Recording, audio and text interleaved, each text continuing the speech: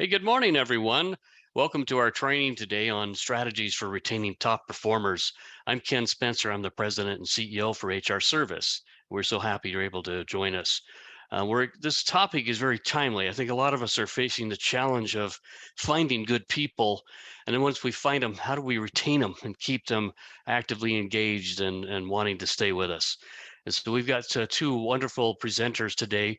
David Norton will start our presentation, and then Liz Warren will bring things home for us. And both of these individuals have many, many years of experience in working in the fields of human resource management and how to retain and retain this highly talented individual. So I'd like to turn over first to David, and then we'll go back to Liz. David. Great. Thank you, Ken. And thanks to all of you for coming out today. So, our topic again is strategies for retaining the top performers. And before we get too far, we have the usual disclaimer slide that this is education and information. We're not labor attorneys. We're not pretending to be giving out some legal advice. So, with that said, this is the agenda we're going to be following today. We're going to be talking about how to identify your top performers, warning signs of flight risk, the cost of turnover to business, which can be substantial and really hard to track, the important role of job descriptions in retention, and then my colleague Liz is going to take us home with the developing strong performance metrics, consistency in managing performance, cross-training, and mentorships. Then we'll have a brief Q&A at the very end of this. So let's get started with how do we identify top performers? We all kind of know instinctively what a top performer is and who they are, but what are some real metrics to be looking at? Well, I think the first thing is that a top performer is someone who's going to take responsibility for their own actions. They're going to be responsible even when they're in the wrong. Admitting errors, it's pretty basic to maturity, and it encourages trust from others. That's as long as it's not done to extremes, obviously. Someone who's apologizing for everything, that's a different situation. So they're going to put excellence in all that they do. They're going to do the very best on every assignment and always do more than they're asked to do. They have a positive can-do attitude. Working often involves a lot of negativity, and your star performers just don't let themselves get dragged down into the abyss. People like to be around cheerful and upbeat people. They set goals and they work on them. Now we know that lots of people set goals and then drop them. That's a New Year's resolution is a cliche. Star performers do what it takes to succeed within the ethical and legal boundaries, of course. They're problem solvers. Star performers are known as the folks who come up with workable solutions to difficult or complex situations. The key here is workable solutions. Anyone can come up with a crazy pie in the sky sort of thing, but the ones who come up with things that are actually value added are the ones you want to be looking at. They're open-minded, they're willing to adjust, they're valued as a team player, and they see other people's points of view. They don't just have a locked mindset by my way or the highway. They'll have a good relationship with their colleagues. They treat others as they want to be treated, treat others with respect, with kindness, with courtesy. That's even in stressful situations. They show initiative. They get things done. Your star performers are going to get things done without being asked or instructed to do anything. They just have instinctive energy, they have insight, and they're willing to help. They're skilled at communications. These folks communicate well both verbally and in writing, and multiple levels within your organization, from the production floor up to the corporate office. They set the example. Star performers always set a good example of being courteous, maintaining a sharp appearance, having well-maintained equipment and desk, and being professional at all times and in every context. So those are some important traits for star performers to be on the watch for. Now, what are some things to be looking at in terms of flight risk? And when someone's planning an exit, there are actually some things to be aware of which can tip their hand and make you more aware of, hey, there might be an issue over here. So one of the first things is how much control does an employee have over their own task and the outcome? And this question gets at process constraints. These things occur when something or someone is blocking the regular flow of tasks, of information, or key organizational activity. So, for example, an employee who's forced to wait for one or for several tasks to be completed prior to doing their own work, well, their performance is impacted. And if that performance is being evaluated and it's being controlled by outside forces, you got an issue there. How consistent are the messages we're communicating and the expectations we're setting? And here we're talking about competing priorities. These occur when an employee or a department or the whole organization is forced to choose between two actions or more actions, which can, if you look at it, be in opposition. So, as an example, we've all flown into a city, we've gone to a rental car desk. The sales rep at the rental car company may have a situation where he's instructed to, or she is instructed to choose between serving the next customer in the queue right away or making sure that all of the information about the prior customer has been properly entered into the system. Ignoring the customer can damage the experience, but improperly entering customer info from the prior one can create another set of problems. So which one will the sales rep select? Well, the one with the lowest possible damage. Mixed messages are going to force employees to choose which one to stick to, and often it's the one that is status quo or the lowest risk of repercussion. May not necessarily be the best choice for the business in the bigger picture. And do the employees have the information they need to do the job effectively? So at an organizational level, stalled, broken, or siloed information, that can be a real detriment to an employee's ability to perform their job. That becomes just an informational problem, if you will. How much control does the employee have over their day or their week and their ability to meet deadlines? Well, we've all heard the phrase, gosh, this meeting sure could have been an email. So let's provide some context for the term overworked. Let's say you're a marketing manager. You have until Friday to roll out a new campaign. Today's Tuesday. This is due on Friday. Well, today you've got 6 meetings for a total of 4.5 hours. On Wednesday, you've got 7 meetings, booking up another 6 hours. Thursday, more meetings. When are you supposed to get the work done? So this is kind of an example of resource waste. And the resource here that's being lost is the time to get a project done. How aligned are the employee KSAs, knowledge, skills, abilities, with the job itself? If you ever hear an employee who's saying, I went to college for this, pretty safe bet they're looking at the exit door. This is another example of waste, but we'd call this a knowledge and skills waste. So the unused knowledge, skills, abilities, this can all leave employees feeling undervalued. What about the employees' work hours changing? Looking for another job takes time. So if a formerly reliable employee, someone you could set your watch to, they're suddenly asking for random time off, or they're leaving early or coming in late, they could be going for job interviews or simply using up their remaining PTO before they drop the ball on you with no notice. What about employees who are suddenly avoiding conflict or offering any thoughts? Well, no one wants to work in a fear culture, and if the employees are fearing being reprimanded for offering their thoughts or their ideas, you could be inadvertently creating a culture of fear. And the employees in that scenario lack the psychological safety. They just, they're not comfortable and they're lost their drive to perform. Psychological safety can be a lot more subtle than we might think. A hostile work environment is pretty easy to spot, but a subtly suppressive environment, maybe not so much. What about exerting a moderate level of pressure and conflict? Now, conventional wisdom might say that employees don't do well with pressure or with conflict. That's really not quite accurate. So studies have shown that a moderate level of pressure is healthy for the growth of an organization. The key here is moderation. too much pressure and we wonder if we're suddenly in the Marine Corps on active duty overseas.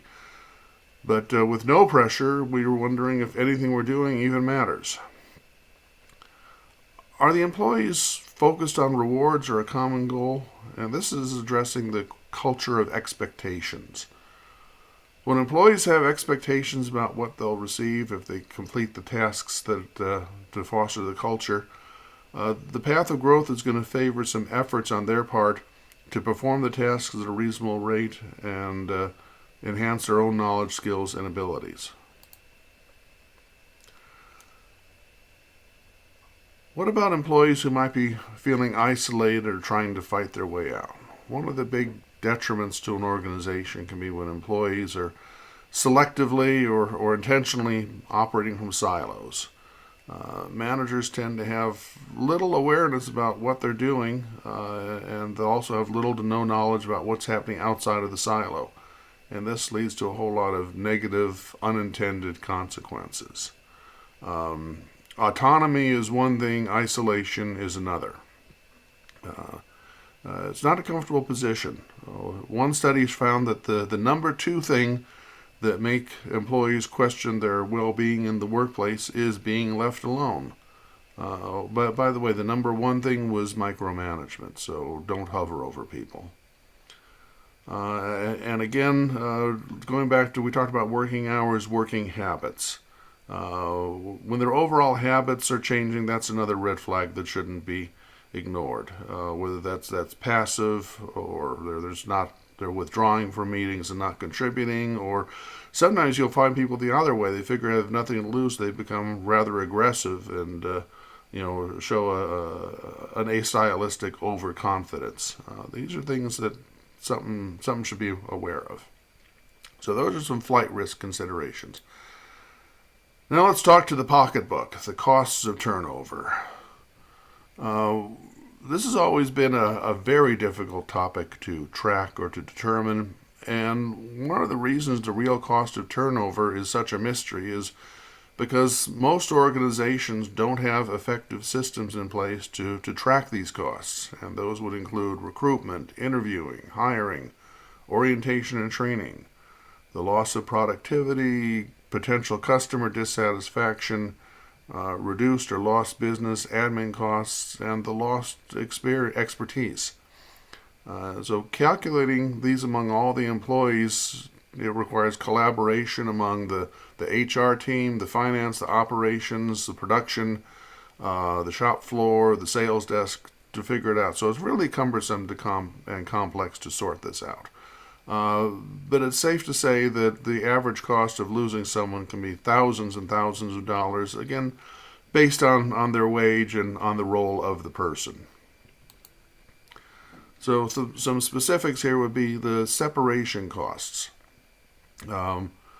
Many employees are required to pay out any accrued PTO or prorated bonuses, and these are direct costs to the business with no return. The recruitment costs are the direct costs of hiring a new employee, and that includes the advertising, the interviewing, the screening, the hiring, and the lost productivity from those on your staff who are involved in those processes and takes them away from their core positions. The onboarding costs would be the training and the management time involved in that, lost productivity.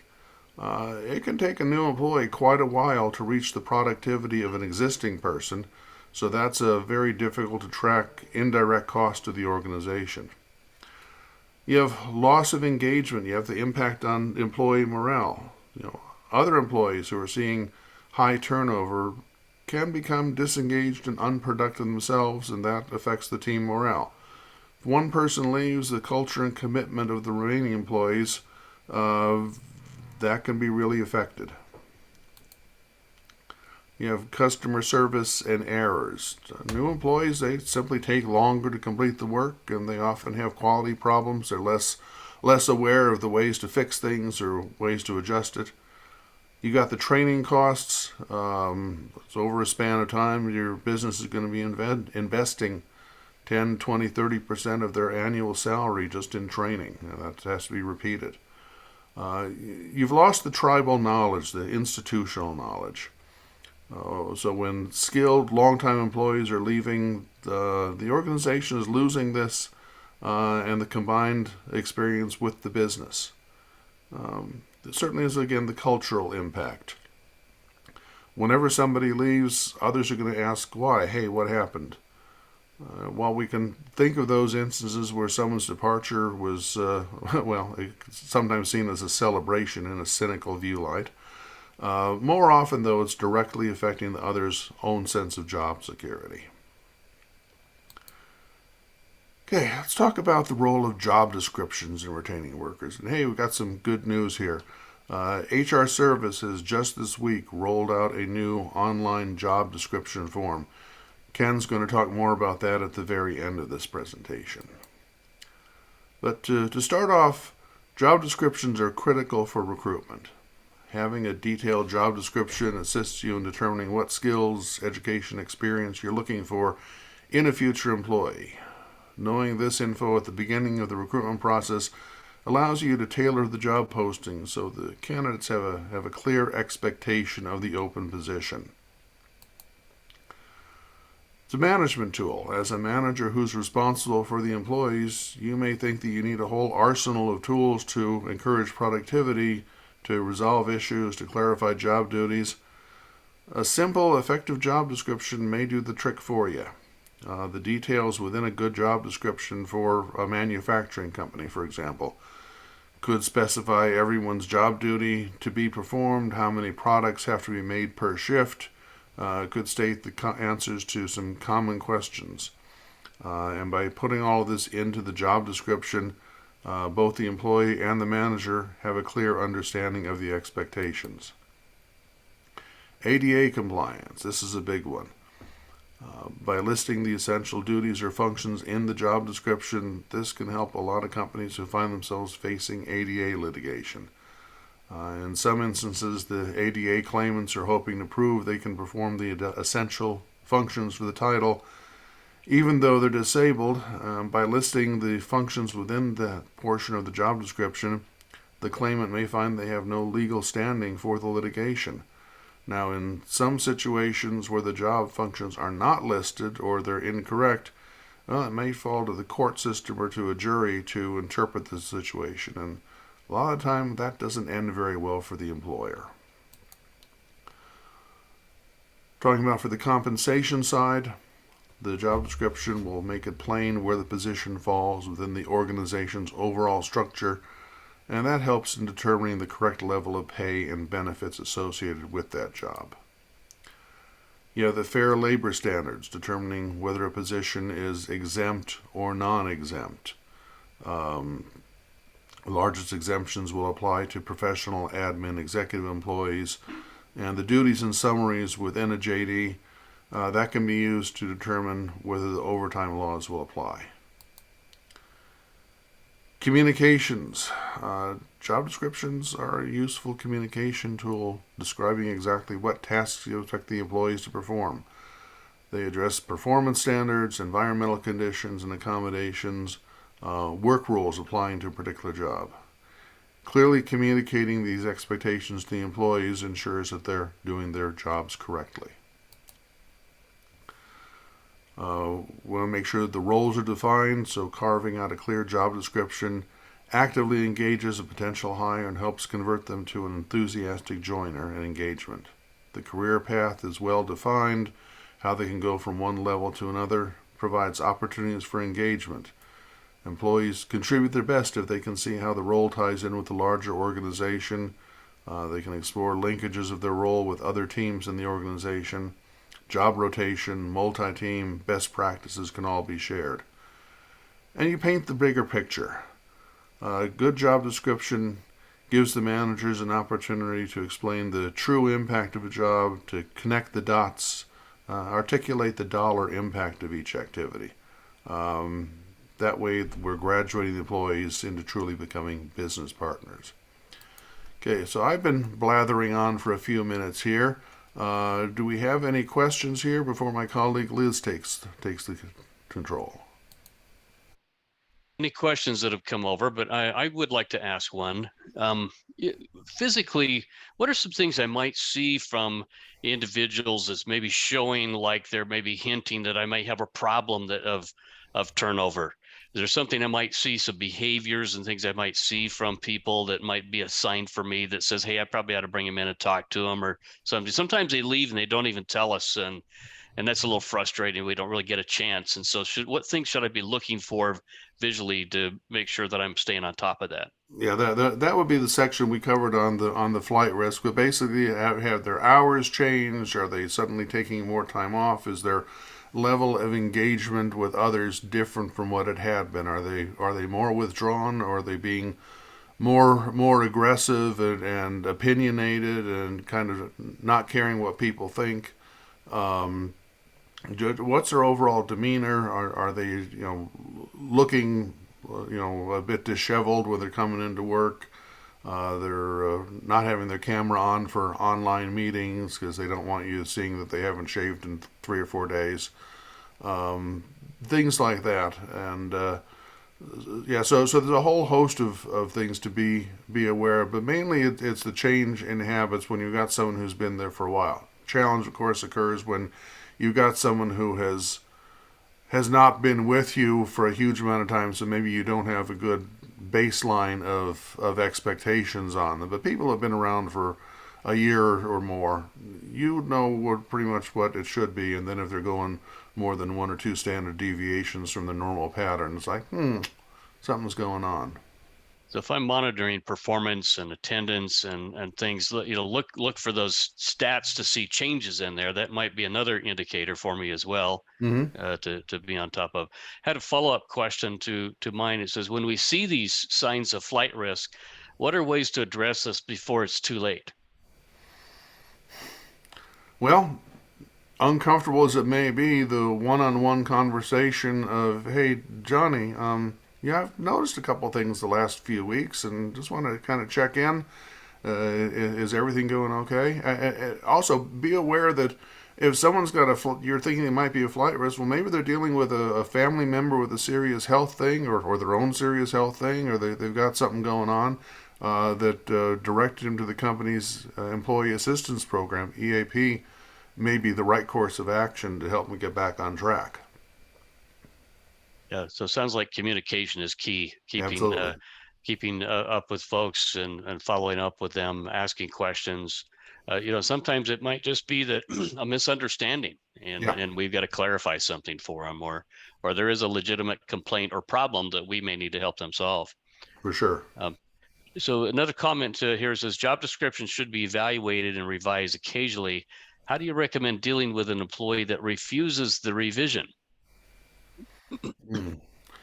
Refuses the revision. Well, if I interpret the if they're Don't want to do the new disagreeing job. with if they're disagreeing with what the change is, then you want to have again a communication and a dialogue with them, saying, "Well, gee, what don't you agree with here?" Because yeah, jobs do evolve over time, and I remember an example I dealt with at a client a few years ago that they had really old job descriptions, and what one was talking about, you know, all employees in this particular job classification will be issued BlackBerry devices. Like Blackberries, that's how far ago? Which is kind of a simple and obvious thing, but there have also been cases where it says you have to use employees will be trained in such and such a software program, which is long obsoleted, things like that, and that's just a matter of keeping it fresh. Now, if someone outright is saying no, then again you have to talk to them and say, well, what's the issue, and see where that can be resolved. They're doing the job. Maybe they really understand that what you're saying is the equivalent of making a concrete life preserver. Yeah, it's on paper, it looks great, but it doesn't work.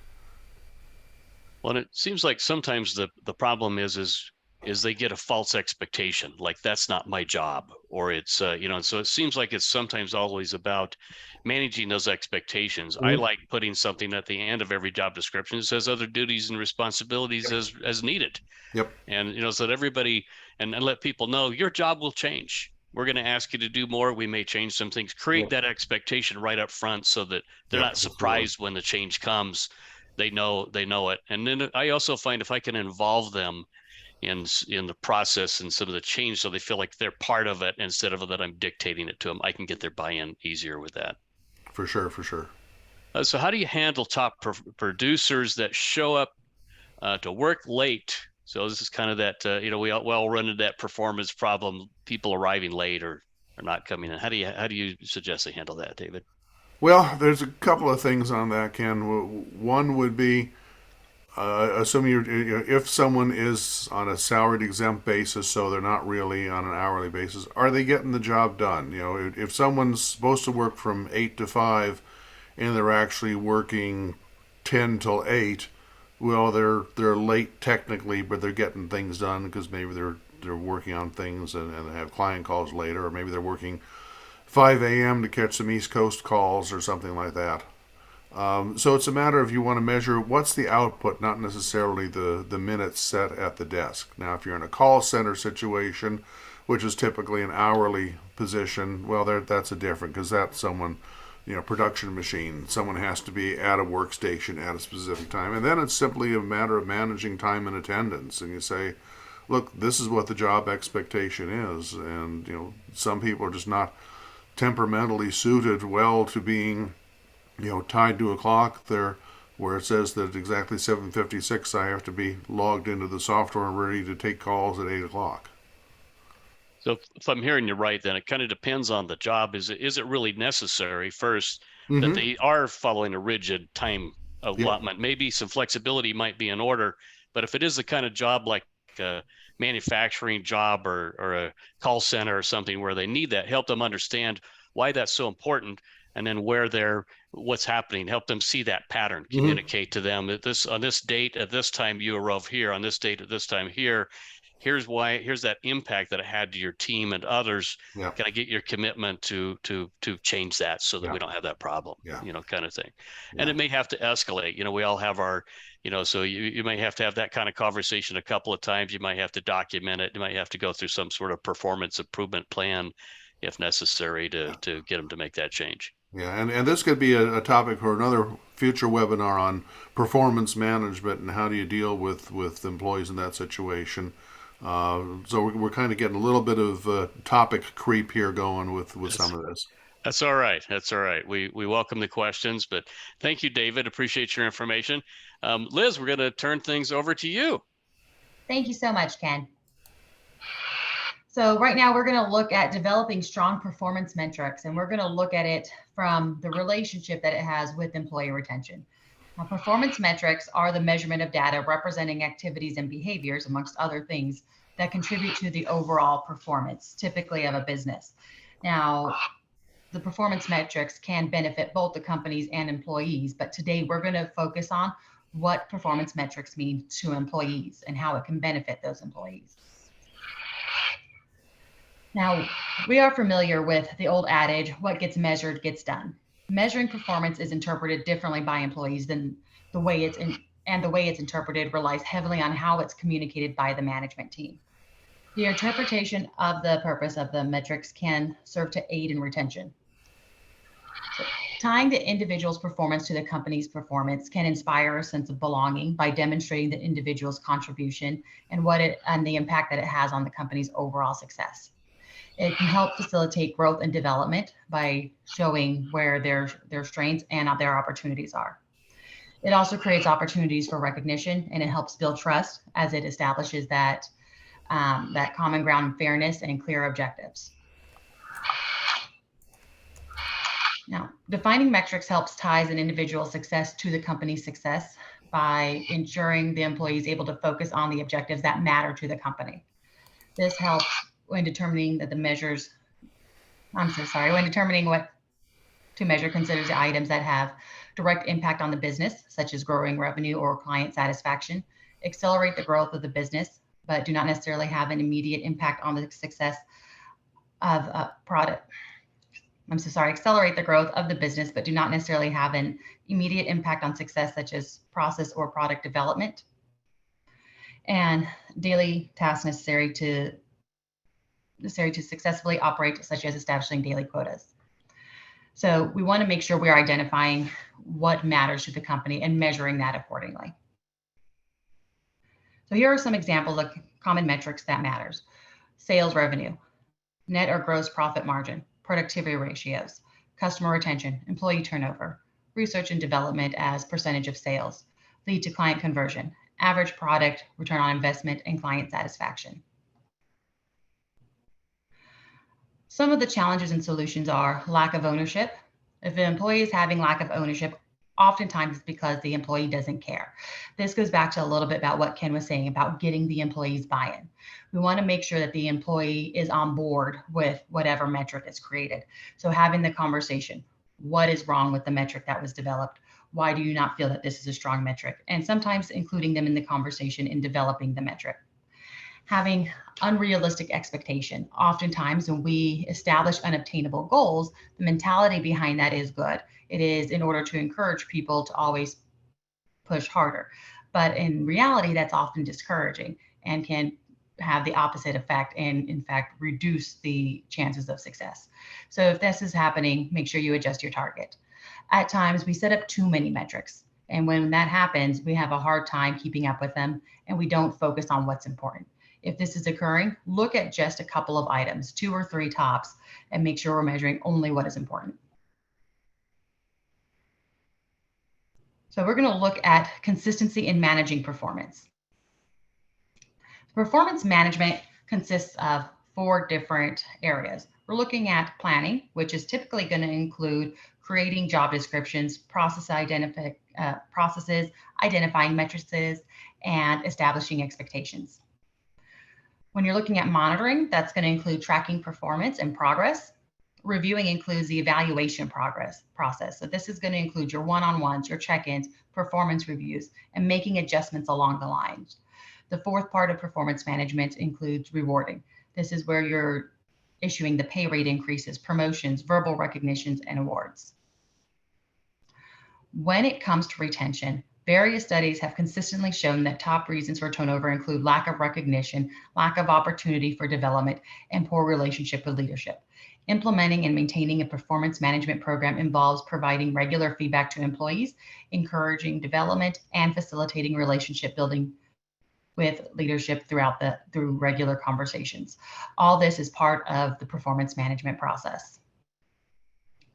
The keys to success when developing a performance management system is developing a management system with a clear process and outline expectations. Having something set in stone as far as this is the process that we are going to follow. Making sure that your team is involved and understands the process, and ideally having somebody in control of that process. Having a program owner, so to say. As part of your leadership program, make sure that it's part of their training, their onboarding, retrain as necessary. Include a performance management practice as part of leadership expectation as well, and in their own performance management. Cross-training as top performers, when done appropriately, is often effective as well when it comes to retaining top talent. Cross-training is teaching an employee to perform in additional skills and roles. At times, the employee may receive a pay differential when working or performing in an alternate task or role, depending on the complexity and the amount of time involved. Many times, this practice is done to cover gaps in staffing or streamlining processes. This practice can be used to reward top performers as well.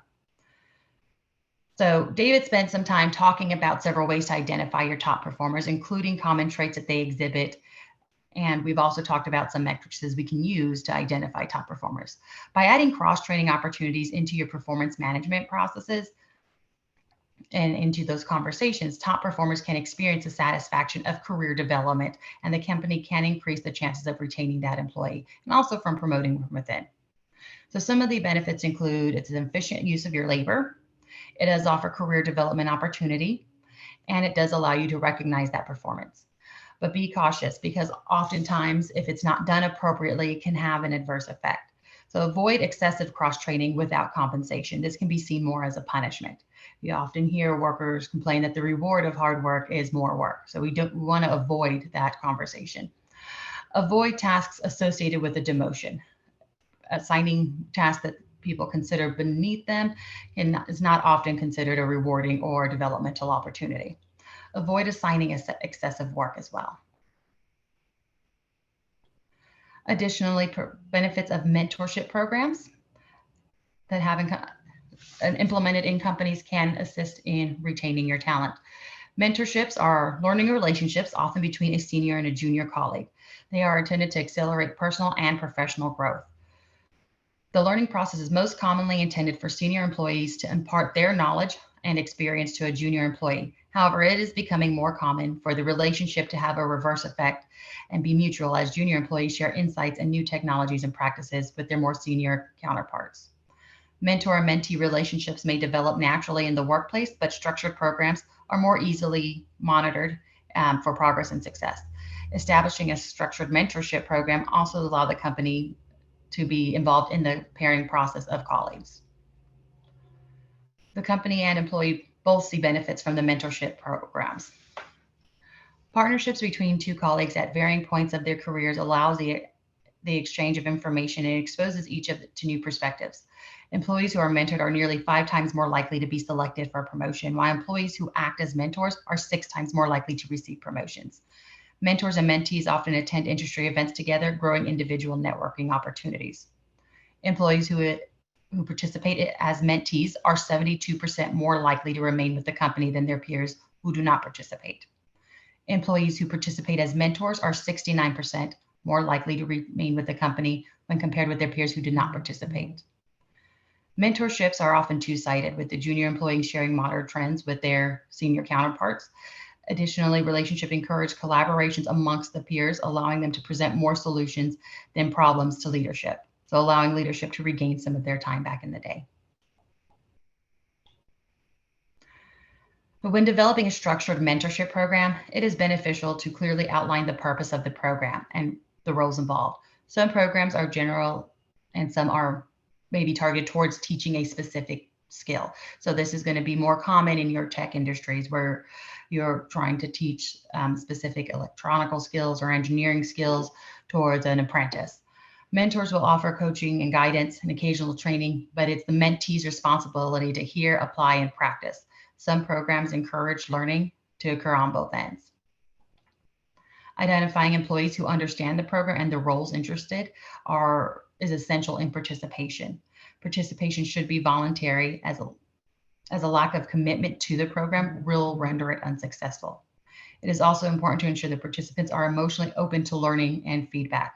While they may like the idea of the program, some employees are more resistant to change and feedback than they realize. Pairing criteria should vary depending on the objective of the program. Items to consider are balancing personality traits, skill sets, and learning styles. As with any program, it is important to monitor for success and challenges and adjust as needed. A pairing mismatch often happens for a variety of reasons, including a lack of commitment to the program. If this occurs, attempt to identify the disconnect between the pair to make an attempt to resolve. If it's not possible, it may be necessary to repair. In some cases, it may be necessary to train on how the program is intended to work. In extreme cases, individuals may need to be removed from the program. Another challenge that may result from a mentorship program is not obtaining any results or not seeing any performance improvement. If this happens, revisit expectations and objective. If you still don't see any benefits, then consider setting up an action plan with solid goals and objectives. And if those aren't met, it may be time to consider changing the pairing or even ending the program. Occasionally, a relationship between the mentor and mentee may result in one or both becoming overdependent on the relationship. If this happens, it may be helpful to remind them of their roles and encourage the partnership focus on what their actual roles are. If that is not effective, you may encourage them to collaborate with other employees as well.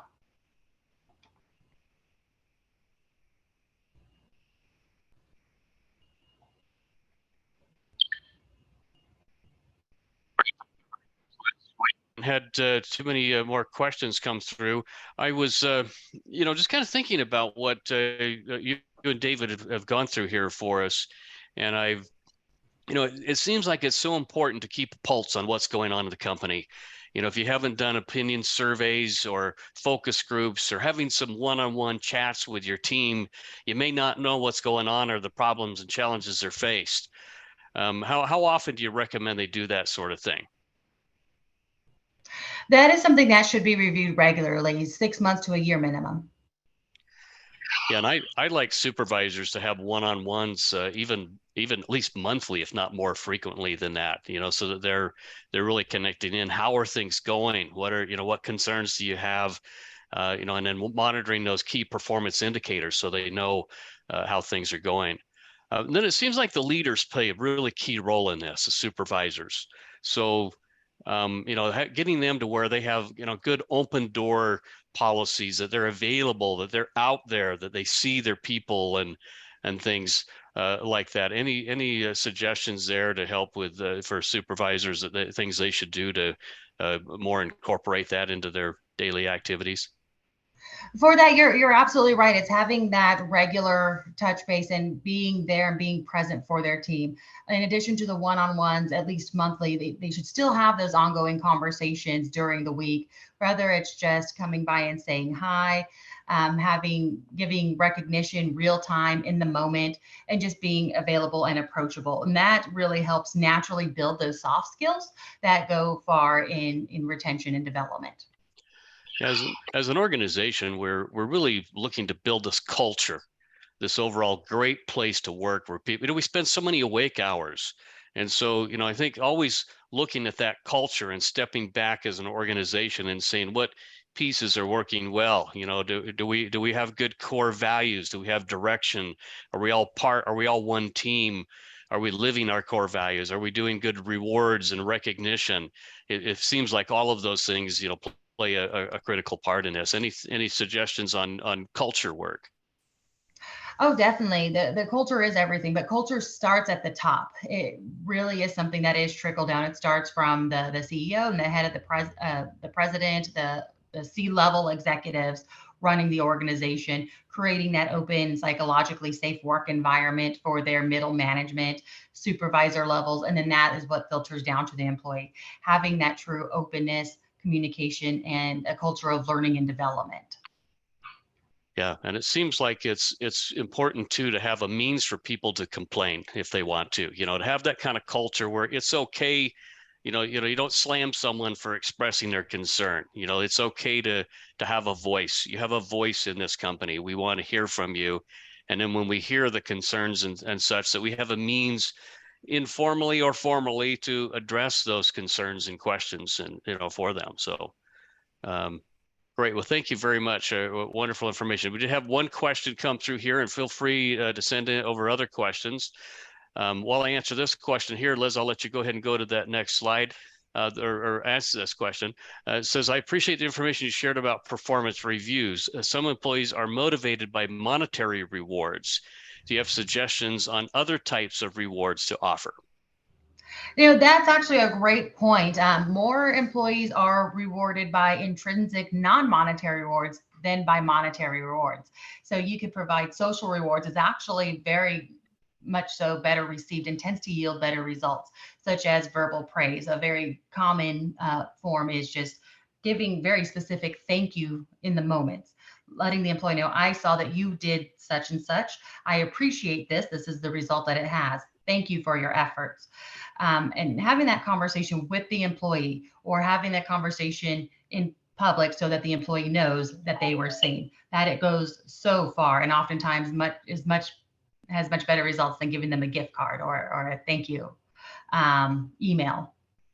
Yeah, I love that. In fact, I find that people find it more engaging. We don't want to get people addicted to being incentivized for everything, you know, to where you're always dangling a carrot, you know, here, come and do this and then go do that, because you'll get it where they won't move on their own. You know, they get used to having to have that push or the pull, and we don't really want to have that kind of thing happening. So certainly always good to, you know, I love catching people doing things right and finding some way that we reinforce that. And there's lots of rewards and recognition things you can do along those lines. So great. Thank you very much.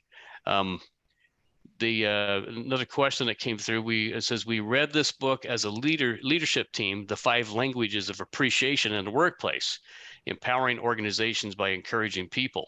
Do you have any other book recommendations that you have found impactful for motivation and culture development? Anything you would recommend there? And I'll open this one up to Liz or David. Any great books that jump out for you? I'm not great at remembering book titles off the cuff, but we can certainly look up some and provide a follow-up list if someone wants to leave their email or something. Yeah. I am a huge fan of Brene Brown and most all of her books, and it talks a lot about leading and rewarding your team through a culture of appreciation and curiosity, involving your team in the decision-making progress, getting their buy-in, and rewarding them for their contribution and their efforts, and having that high cultural of performance and expectations. I recommend anything by Brene Brown. Great. Well, thank you, Liz and David. We really appreciate the information.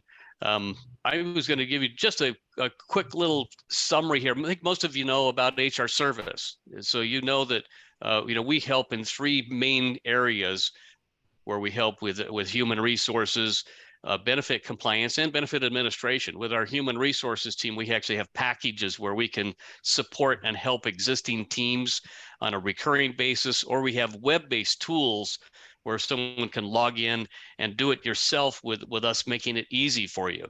David mentioned in addition to this HRE solution that we've just added, which is our job description tool. And that tool in and of itself is invaluable. It makes it so easy to create the job descriptions where you can go in and define the purpose, the tasks, the key performance indicators, and having it saved online to where you can manage it and update them on a regular ongoing basis. Our tool actually gives suggestions and makes it really easy to create them and to share them with the participants. So recommend that you look into that if you haven't already. And that is part of this HRE solution service. So I'll show you a phone number and an email in a moment if you wanted to learn more about that. Of course, this whole package includes training, forms, documents, legal library, a help desk, all the kinds of things you might need. So again, that's something that's available there. We, of course, help with any human resource project. So if you need your handbook updated, if you need someone to do an employee opinion survey or to help with some of these kinds of challenges or problems we've talked about here today, we can help with any of those kinds of things. And then we do help with these other benefit compliance areas, with the wrap documents and POPs and 5500 reporting, ACA, or the benefit administration for these other solutions. Liz, I'll let you go to that last slide there. We'll wrap up with this, but if anyone has questions about other things from today's presentation, or there is anything that we can assist you with, we're happy to help make your HR and compliance and administration things go simple for you as an organization and effective. And you can visit us at our website at hrserviceinc.com. You can email us at support@hrserviceinc.com. Our phone number is 833-685-8400, and extension 1 will get you a client support person that can connect you with someone that can help you. But again, thank you all for joining us today and for letting us to share this topic with you, and we appreciate the opportunity to be of service to you. Have a great afternoon.